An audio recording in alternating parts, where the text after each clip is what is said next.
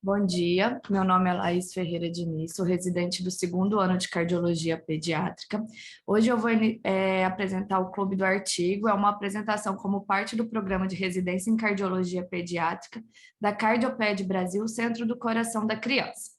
O artigo de hoje é um artigo que fala sobre a experiência inicial da introdução de um protocolo de otimização da recuperação no pós-operatório em cirurgias cardíacas para correção de cardiopatias congênitas. Essa é a capa, né, assim, do artigo. É um artigo que foi publicado em outubro de 2019, foi realizado pelo Boston Children's Hospital e foi publicado na revista de cirurgia torácica e cardiovascular.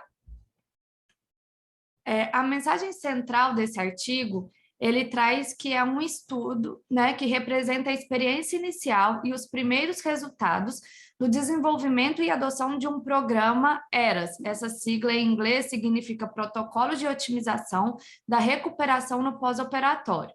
Então, é uma experiência inicial com um programa desse em cirurgias cardíacas congênitas em um hospital pediátrico de grande porte. Esse aqui é a figura principal do artigo, onde ficou um pouco desfocado, porque a figura é um pouquinho pequena no artigo, então na hora de colar ela desfocou. Mas ela traz os principais pontos de atuação desse protocolo para o desenvolvimento da otimização, né, do pós-operatório.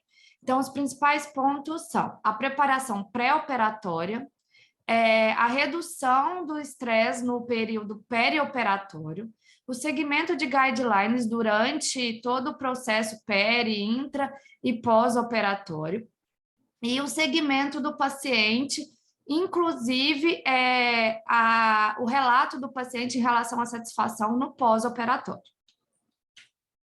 Então, na introdução, o programa ERAS engloba intervenções multidisciplinares, né, que abrangem todo o período perioperatório, visando a redução do estresse cirúrgico. Ele tem como objetivo otimizar o equilíbrio hídrico e nutricional, controle multimodal de dor, melhorar a função pulmonar e acelerar o retorno à função gastrointestinal normal. Essas intervenções otimizadas durante todo o período perioperatório levam ao quê? A uma recuperação mais rápida do paciente, a uma redução da morbidade e do tempo de permanência hospitalar, a uma melhor experiência do paciente em relação ao procedimento cirúrgico e ao seu acompanhamento, né, no pós-operatório, e a otimização do uso de recursos nos cuidados cirúrgicos desse paciente. Então, esse protocolo ele foi criado inicialmente no final da década de 90, e a princípio ele era utilizado somente em adultos pós-cirurgias abdominais. Recentemente ele foi estendido para outras áreas e mais recentemente ainda surgiram programas nas áreas de cirurgias cardiotorácicas e nas áreas de cirurgias pediátricas. A viabilidade e a eficácia na cirurgia cardíaca congênita ainda é desconhecida. Por que é tão difícil aplicar esse protocolo, né, na cirurgia cardíaca congênita? Por causa da complexidade das cardiopatias congênitas, das inúmeras técnicas cirúrgicas, da diversidade da população, que vai desde neonatos a adultos, e isso gera argumentos contra a adoção generalizada da extubação precoce, do uso baixo de doses de opioide e outros componentes do protocolo ERAS. A proposta desse estudo é que esse programa ERAS, né, esse protocolo ERAS, aceleraria a recuperação funcional, reduziria o tempo de internação, diminuiria resultados adversos e melhoraria a satisfação tanto dos pacientes quanto dos familiares. Como que foi desenvolvido esse protocolo para cirurgia cardíaca congênita? Esse grande centro, né, o Boston Hospital, avaliou intervenções baseadas em evidências no cuidado perioperatório e levou em conta a relevância desses cuidados em pacientes com cardiopatia congênita, e além disso, eles fizeram uma revisão da experiência que eles tinham na instituição, já que eles são um centro grande e trabalham com cirurgias de cardiopatia congênita. Através de discussões multiprofissional, foi entrado num consenso para desenvolver o programa ERAS utilizado nas cirurgias cardíacas para correção da cardiopatia congênita. As diretrizes e as metas de qualidade foram determinadas por um grupo multidisciplinar. Então, estavam integrados neste grupo cirurgiões cardíacos, anestesistas, intensivistas, cardiologistas, perfusionistas, enfermeiros e técnicos de enfermagem, nutricionistas, profissionais focados na reabilitação do paciente, fisioterapeutas e profissionais especializados em cuidados pediátricos. Esse aqui é um resumo, né, das principais pontos desse protocolo ERAS na cirurgia cardíaca congênita criada pelo Boston Children's Hospital, e eles trazem aqui, no perioperatório, o que é importante? A educação, né, tanto o treinamento da equipe para aplicação do protocolo e manejo desses pacientes no pós-operatório, quanto a educação do paciente mesmo. Explicar para o paciente como será feito o protocolo, quais serão as intervenções necessárias, como será feito o procedimento cirúrgico e a recuperação. Também é importante otimizar, se for necessário, o tratamento medicamentoso no perioperatório. No dia da cirurgia, o principal é o jejum, é necessário um jejum de 8 horas antes, para alimentos sólidos antes da cirurgia, e ele foca bastante nesse ponto de oferecer bebidas claras, com glicose para o paciente em torno de 2 a 4 horas antes da cirurgia. Isso para evitar hipoglicemia durante o procedimento cirúrgico. E se for necessário, o manejo de alguma medicação pré-operatória. No período intraoperatório, né? Usar técnicas minimamente invasivas, mas que tenham uma boa qualidade no reparo, diminuir a quantidade de transfusão de hemoderivados e otimizar a terapia de fluidos, usar, né, um manejo multimodal da dor, reduzindo o uso de opioides, prevenir delírio e náuseas e vômitos no pós-operatório imediato, e foca também na normotermia do paciente logo após o procedimento cirúrgico. No pós-operatório imediato, no ambiente de UTI, o que é preconizado é a extubação precoce, também manter uma otimização da terapia com fluidos, a remoção de tubos ou outros dispositivos o mais rápido possível, manter o controle multimodal de dor, reduzindo o uso de opioides, prevenir náuseas e vômitos, fazer a mobilização do paciente o mais rápido possível e, se for indicado, fazer a profilaxia para TEP e iniciar a dieta enteral também o mais rápido possível.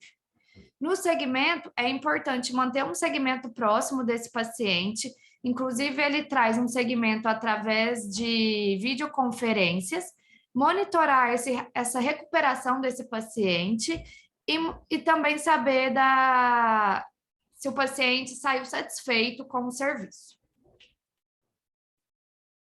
A população-alvo que eles usaram são os bebês maiores do que 30 dias de vida e adultos submetidos ao procedimento cirúrgico eletivo para defeitos cardíacos congênitos de baixa complexidade. Para direcionar esses pacientes de baixa complexidade, eles usaram esse protocolo da Sociedade de Cirurgia Torácica Europeia, onde eles têm um score de mortalidade, né, que vai de 1 a 5, não é o que a gente usa aqui, a gente usa o RACS, mas aí eu trouxe como curiosidade esse protocolo da Sociedade de Cirurgia Torácica Europeia, para a gente saber quais são os pacientes que se enquadrariam como baixa complexidade para serem submetidos ao protocolo ERAS. E o que eu chamo a atenção para a gente aqui é que os pacientes em palliação de ventrículo único, Glenn e Fontan, eles entram como categoria 1 ou 2 e eles podem ser enquadrados para serem submetidos à adoção desse protocolo ERAS. Então, CIA, CIV, Fontan, coarctação de aorta, tetralogia de Fallot, persistência do canal arterial, plastia da válvula mitral, a própria cirurgia de Glenn, todos esses pacientes poderiam ser enquadrados para serem submetidos ao protocolo ERAS. Os pacientes não deveriam ter comorbidades que poderiam afetar significativamente sua recuperação. e os pacientes eram identificados como pertencentes ao protocolo ERAS no pré-operatório e era exibido no prontuário eletrônico do paciente que esse paciente seguiria o protocolo ERAS.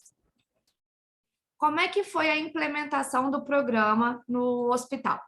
Ele ainda está em andamento, né? Então, foi um programa recente, utilizado recentemente e colocado à disposição recentemente. Então, ainda está em processo de andamento o treinamento dos profissionais, tanto os profissionais médicos, como enfermeiros, como fisioterapeutas, toda a equipe que vai dar o suporte do paciente. O protocolo do ERAS cardíaco foi implementado no prontuário eletrônico, então já existem modelos que foram jogados direto no prontuário eletrônico para ser seguido durante a internação do paciente.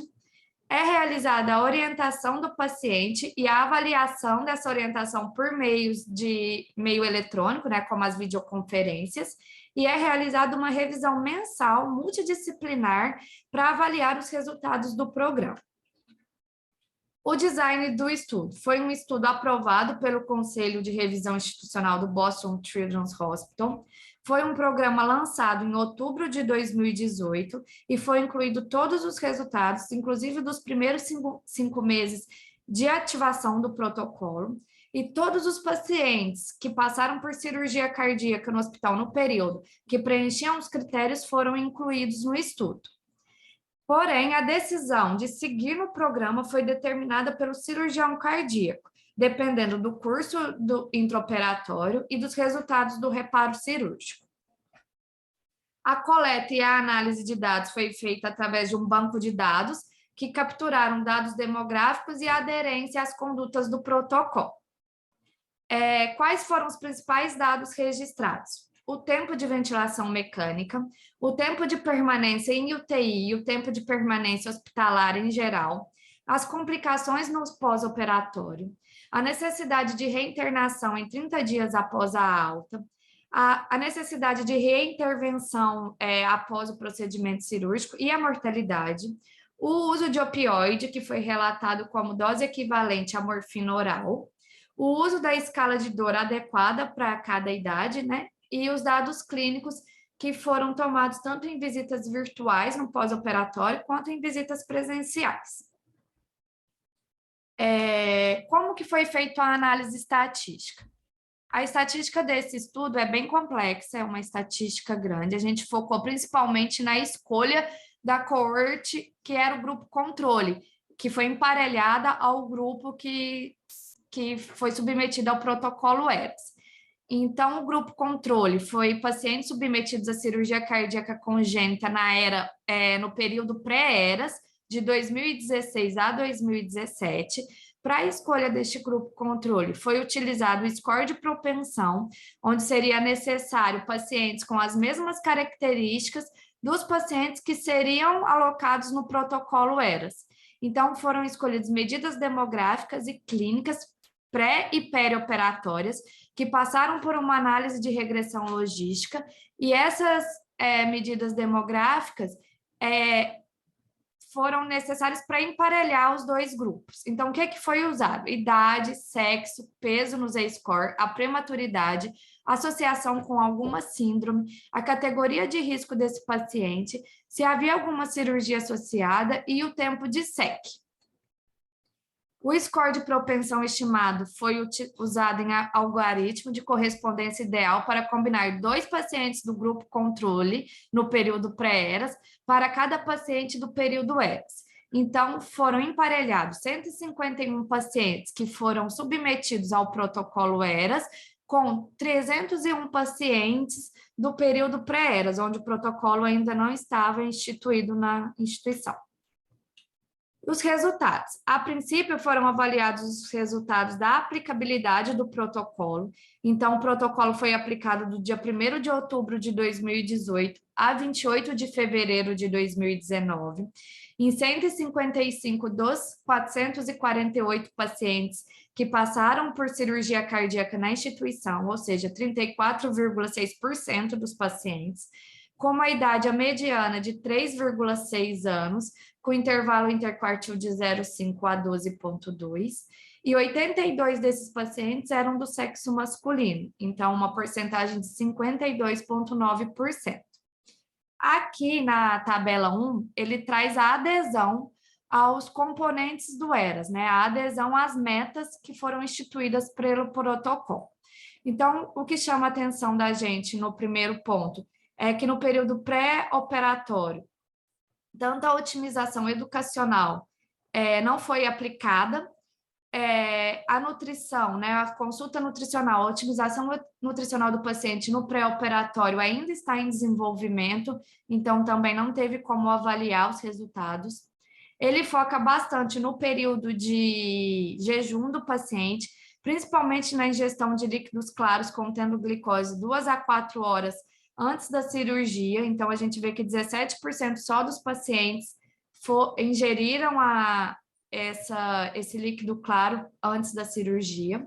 E o que a gente observa também é uma porcentagem importante de hipoglicemia no período intraoperatório, então levando a inferir que seria mesmo necessário essa ingestão de um líquido claro contendo glicose 2 a 4 horas antes da cirurgia. Durante o intraoperatório, o que a gente pode chamar a atenção é para o controle multimodal da dor. Foi utilizado o controle multimodal em 57% dos pacientes, incluindo anestesia local na incisão em 77% dos pacientes, que ajuda no alívio da dor no pós-operatório. E a prevenção de náuseas e vômitos, que foi aplicada apenas em 33% dos pacientes, mostrando uma baixa adesão ao protocolo. No pós-operatório, o que nos chama a atenção é a ventilação, né, a extubação precoce desse paciente. Apenas 54% dos pacientes foram extubados antes de 8 horas do pós-operatório, e a extubação no centro cirúrgico mesmo foi realizado apenas em 15% dos pacientes. O controle multimodal da dor é muito importante. A gente observa que o uso do paracetamol foi de 100% nesses pacientes. O uso de anti-inflamatórios não esteroidais também foi alto, né, em 89%, porém o uso de opioides ainda foi alto, foi a medicação mais usada no pós-operatório, de 98%. E o foco do protocolo é diminuir o uso de opioides. E o que a gente chama atenção também é na prevenção de náuseas e vômitos, porque náuseas e vômitos, eles prolongam o uso da terapia de fluido intravenosa, porque eles dificultam o início da nutrição enteral. Então, é um ponto que a gente tem que prestar bem atenção. E pacientes que apresentaram mais de 2 episódios de vômitos no pós-operatório foi de 25%. É um número considerável. E aí ele traz alguns dados mais importantes, que embora os scores medianos de dor, né, que, usando a escala de 0 a 10, tenham sido menor que 2 durante todo o período pós-operatório, o uso de opioide foi maior na noite da cirurgia, com uma equivalência da dose oral de morfina de 0,36 miligramas quilo a cada 12 horas, e ainda era usado em 92 pacientes no terceiro dia pós-operatório. Então, até o terceiro dia pós-operatório, 59% dos pacientes ainda usavam opioide de horário para manejo de dor. E esse dado foi associado à permanência do dreno de tórax, que tinha uma mediana de 2 dias e um intervalo interquartil de 1,8 a 3,1. A mediana de permanência na UTI desses pacientes que foram submetidos ao protocolo ERAS foi de 1,1, com intervalo interquartil entre 0,9 e 2, e a permanência hospitalar foi de 5,1, com intervalo interquartil entre 4 e 6,9. 2 pacientes necessitaram de reintervenção cirúrgica, 7 pacientes foram readmitidos naquele período de até 30 dias pós-alta, isso representa 5% de todos os pacientes, e não houve mortalidade dos pacientes submetidos ao protocolo. O acompanhamento estava disponível, né, no pós-operatório para todos os pacientes em 30 dias após a alta, além de pesquisas de resultados relatados pelos pacientes e videoconferências. Então, até dia 1º de janeiro de 2019, 80% dos pacientes foram acompanhados por videoconferência, com uma mediana de 8 dias após a cirurgia e um intervalo interquartil de 6 a 11. Então, foi um acompanhamento, eles trazem como subótimo. E desses pacientes, 18 pacientes, 40%, ainda necessitavam de medicação para controle de dor, mas apenas 2%, dois pacientes, 4%, estavam em uso de opioide. E aí ele traz agora os resultados comparando, né, o emparelhamento da coorte histórica, que é o grupo controle, e os pacientes que foram submetidos ao protocolo ERAS.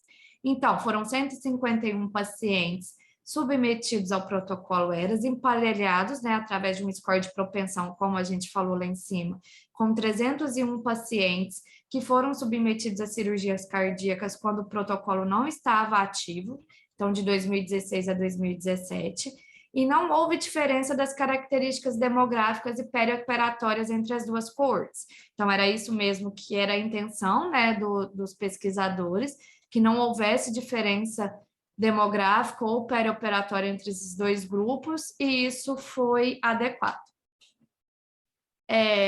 Por análise de regressão, os resultados binários relativos às metas do programa, né, para tempo de ventilação mecânica, tempo de permanência UTI e resultados adversos não diferiram significativamente entre as duas coortes.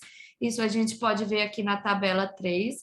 Tempo de ventilação mecânica de mais de 8 horas em pacientes submetidos ao protocolo ERAS foi de 45,7% e no pré-ERAS 50,2%. A gente vê que aqui no odds ratio ele ultrapassa o intervalo 1 e o P não dá significativo. Então, tanto o tempo de ventilação, quanto o tempo de permanência, quanto as complicações, todas ultrapassam o intervalo 1 do odds ratio, então não foi significativo entre as duas coortes. E ele traz, além disso, que as variáveis contínuas do tempo de ventilação mecânica, do tempo de permanência UTI e do tempo de permanência pós-operatória foram comparadas, né, entre as duas coortes, e traz para a gente que a análise emparelhada houve menor tempo de ventilação mecânica na coorte submetida ao protocolo ERAS, com uma média de 1,45 e um desvio padrão de 0,11, versus aos pacientes que não foram submetidos, aos pacientes pré-ERAS, com uma média de 1,93, um desvio padrão de 0,08 para log e hora. Eles transformaram hora em log para conseguir comparar em média e desvio padrão. Isso dá um P de 0,001, isso é significativo, e ele traz que os tempos brutos de ventilação mecânica nos coortes ERAS e pré-ERAS foram, respectivamente, 7,6 horas, com intervalo interquartil de 3,8 a 12,2, versus 8,2 horas, com intervalo interquartil de 4 a 17. O tempo de permanência em UTI também foi menor no coorte submetido ao protocolo ERAS, com uma média de 0,3 e um desvio padrão de 0,05, versus aos pacientes que não foram submetidos, né, ao protocolo com uma média de 0,4, com um desvio padrão de 0,03, isso dá um P de 0,046, que é significativo, e o tempo médio bruto de internação em UTI foi de 1,12 dias, mediano, bruto de internação em UTI foi de 1,12 dias, com intervalo interquartil de 0,93 a 2,01, contra os pacientes do coorte pré-ERAS de 1,28 dias e o intervalo interquartil de 0,96 a 2,09.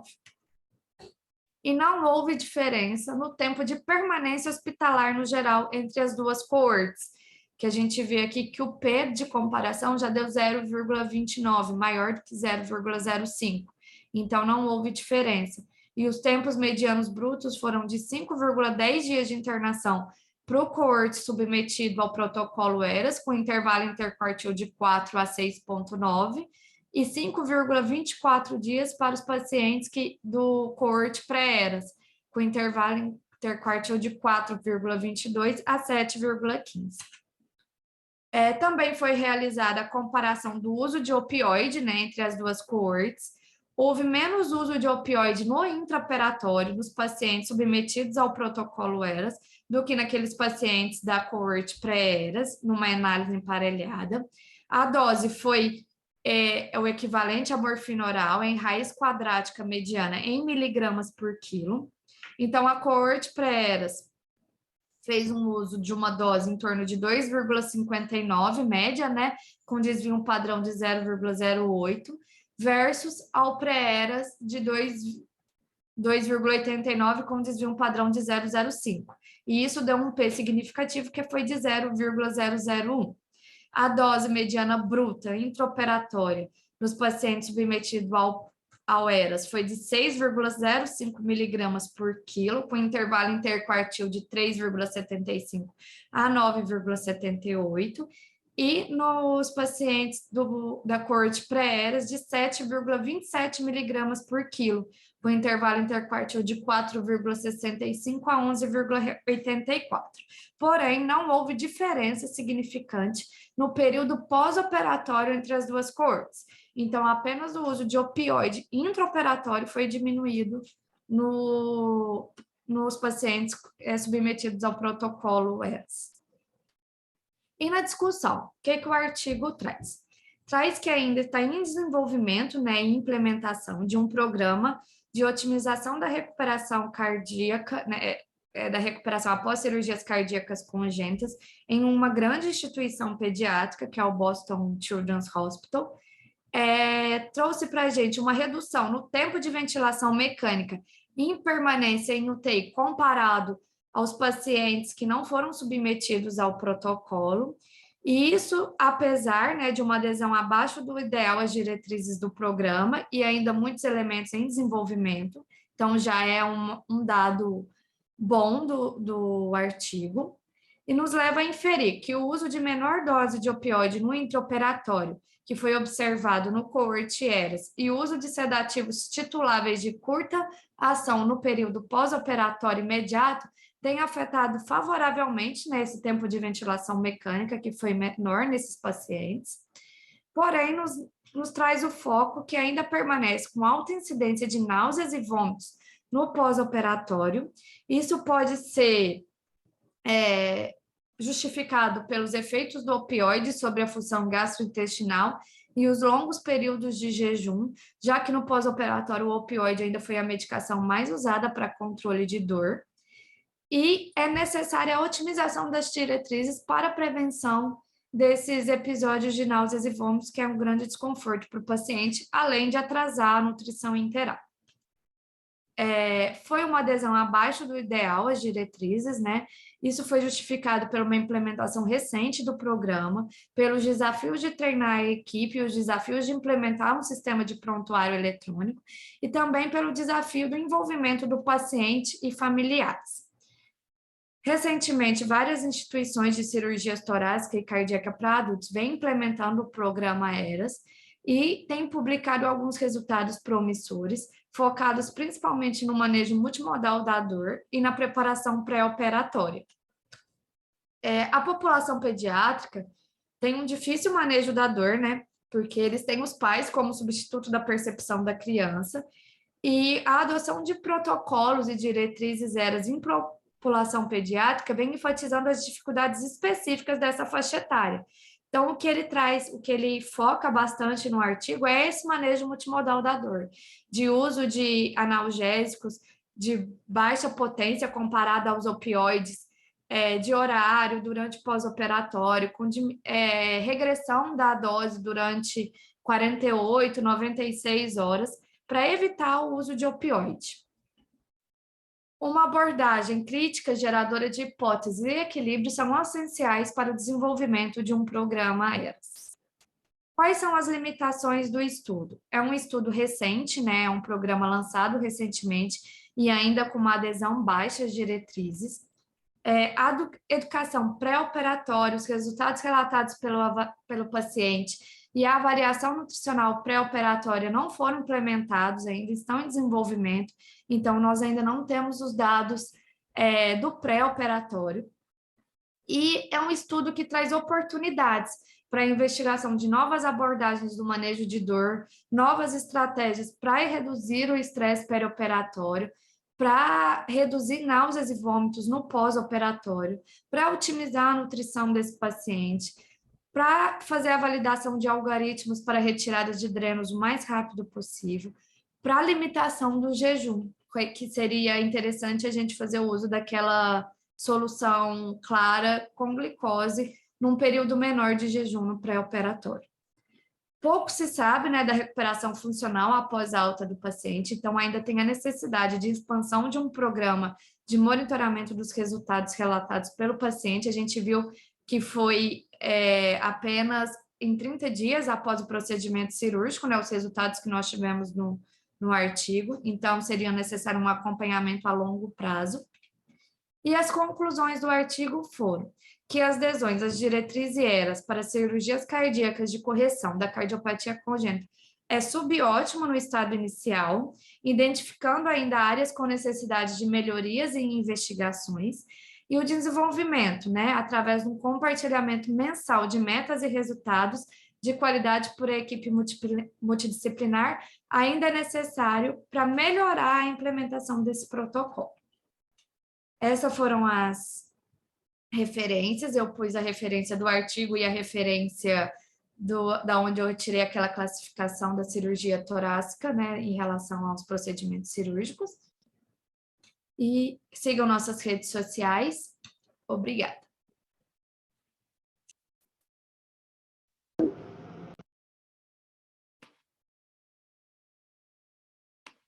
Ok, então, bom dia novamente. Meu nome é Moacir Fernandes de Godoy, sou médico pesquisador e com a função, neste momento, de fazer comentários da parte metodológica do artigo apresentado dentro do programa de residência em cardiologia pediátrica da Cardioped Brasil, Centro do Coração da Criança.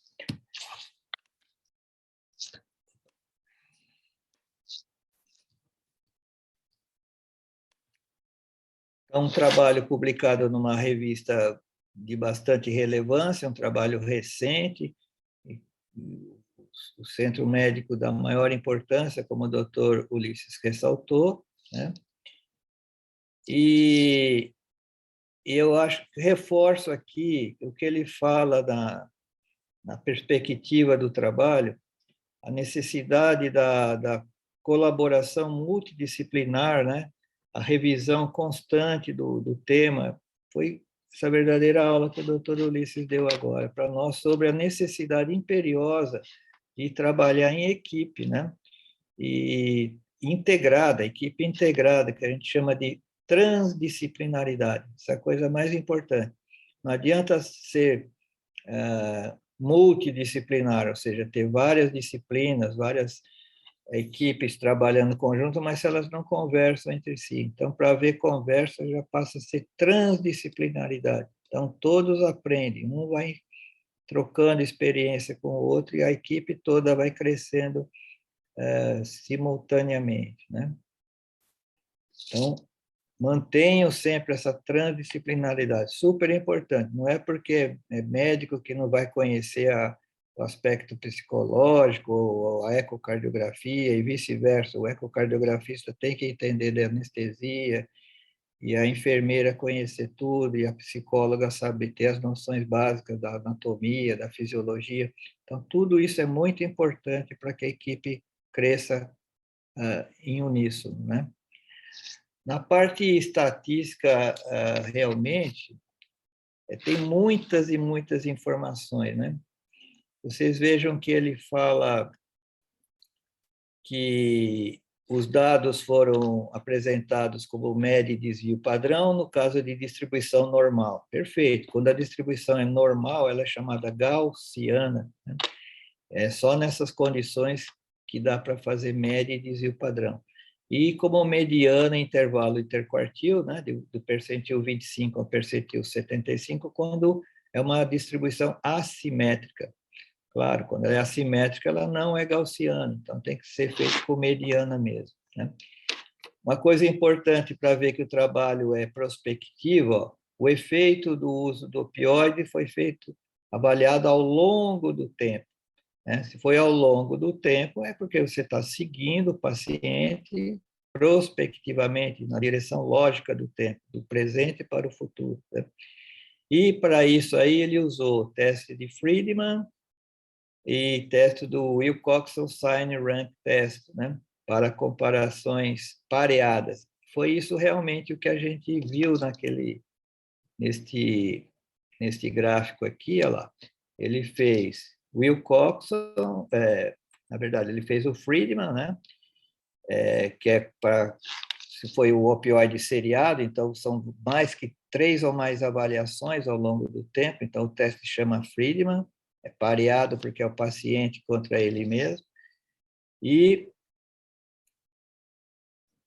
aqui, aquele teste que ele chama de Wilcoxon Sign Rank Test, aqui tem que tomar cuidado.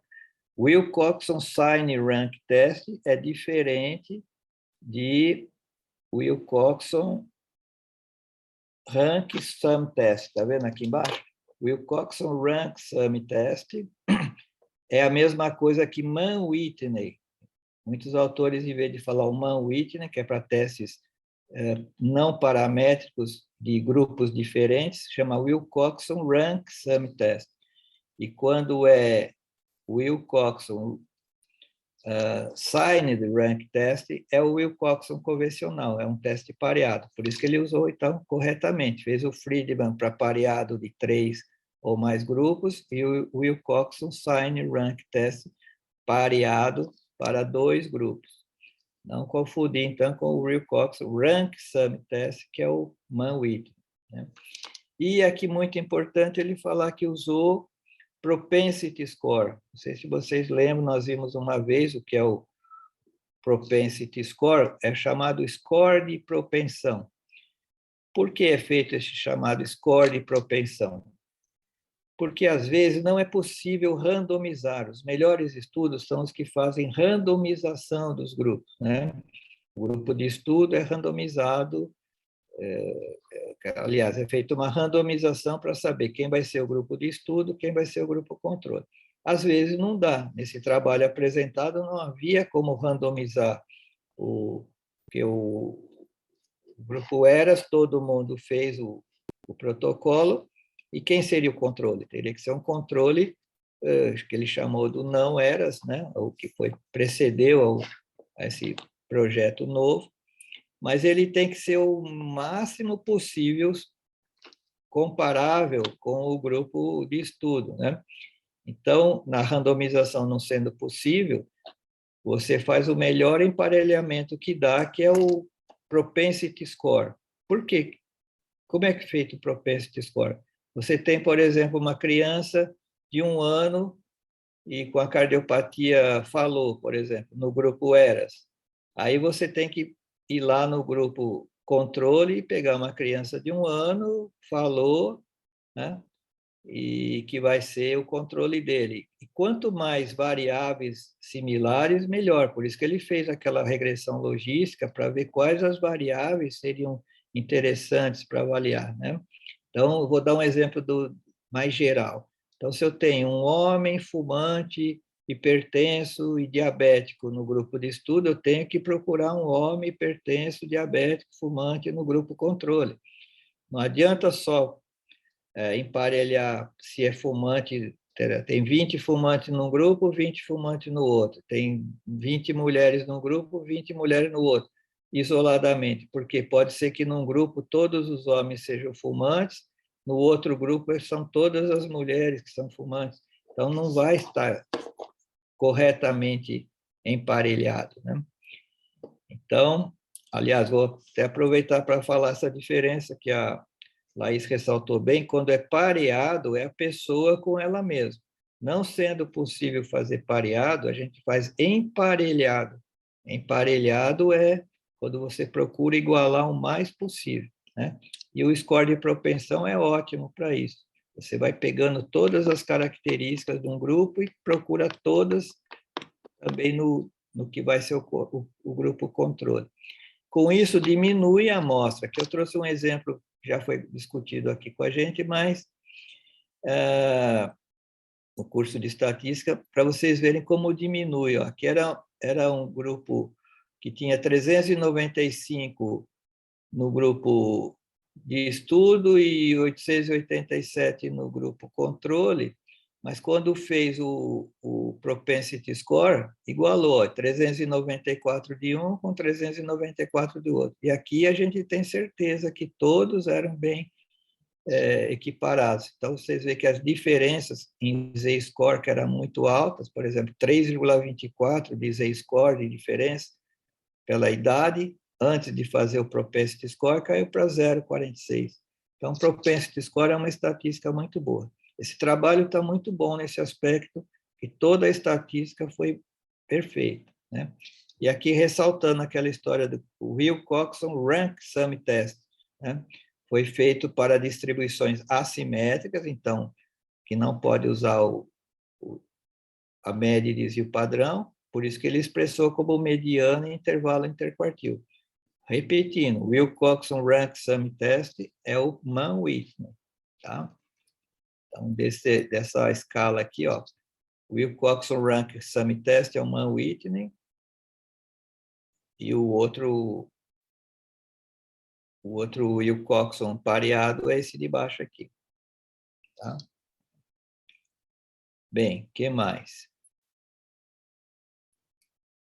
E, por finalizar, a parte que fala que foi transformado em logaritmo. Isso é um recurso matemático quando você não tem uma distribuição uniforme e quer fazer uma correlação, uma técnica é transformar aquele valor em logaritmo. Veja como é interessante. Aqui nesse quadro da esquerda são as correlações entre o eixo X e o eixo Y, né? Aqui é o peso corporal com o peso cerebral, tamanho cerebral, vocês vejam que não se vê correlação alguma, né? Mas quando transforma em logaritmo, veja, logaritmo do peso corporal, logaritmo do cerebral, veja que fica uma correlação bem evidente. Então, é um recurso que se usa de transformar os valores numéricos em logaritmo desse valor para poder fazer média, desvio padrão, correlações. É claro que na conclusão tem que depois entender que você não está vendo a correlação entre o valor bruto, como foi falado para tempo de internação, e sim o logaritmo do valor, né? Então, a conclusão é, existe correlação, nesse caso aqui, entre o logaritmo do peso cerebral com o logaritmo do peso corporal, e não o valor bruto real. Enfim, tem várias informações matemáticas aí, mas todas bastante corretas e adequadas, e é importante que a gente conheça, né? E para finalizar, ainda dentro do aspecto do trabalho conjunto, das complexidades que eu sempre falo, destacar o efeito borboleta, né? Que o Ulisses falou bastante dele aí, indiretamente. Por exemplo, a preservação do timo, né? Então, esse pequeno detalhe pode dar uma grande consequência lá no final, né? Talvez essa pessoa não venha desenvolver aspectos de infecção, possivelmente tumores, né? Porque foi preservado o timo. Então, todo esforço nesse pequeno detalhe é muito bom, né? Cuidado com o dreno de tórax. Só o fato de vir sem o dreno, que podia parecer indiferente, né? Tiraria o dreno depois, mas esse pequeno detalhe de já vir sem o dreno diminui a necessidade de analgésicos e possibilidade de infecção e retenção do líquido e tudo isso, né? E fazer o eco rápido ali na sala. Vejam, 3 minutos parece quase nada em termos de tempo e você consegue definir um detalhe que pode ser relevante para o cuidado do paciente, né? Então, todos os exemplos de efeito borboleta que a gente tem que ficar atento. Então, eram esses os comentários, Carlos, que eu teria para fazer. Alguma pergunta aí do grupo? Alô?